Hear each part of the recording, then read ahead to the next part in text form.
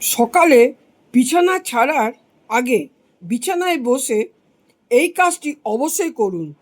ভগবানের আশীর্বাদে, মা লক্ষ্মীর আশীর্বাদে ধনধান্যে পূর্ণ হয়ে থাকবে আপনার জীবন, আপনার ঘর, আপনার সংসার।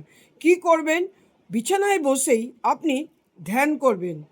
ঈশ্বরের নাম আপনি যতবার পারুন, 5 বার পারুন, 10 বার পারুন, ধ্যান করবেন। কিছু যা ধ্যান করেন তার ধ্যানই করবেন। তারপরে এই হাত আপনার মুখে চোখে মাখান এবং এই হাত 2 হাত দিয়ে মানে ভালোবাসুন। 2 হাতকে, 2 হাতের পাতাকে ভালোবাসুন। আর এইবারে হাত জোর করে আপনি আপনার পিতার নাম 4 বার, আপনার মাতার নাম 3 বার, এবারে হচ্ছে আপনার গুরুর নাম 3 বার বলুন। এইটা বললে পরে কি হবে?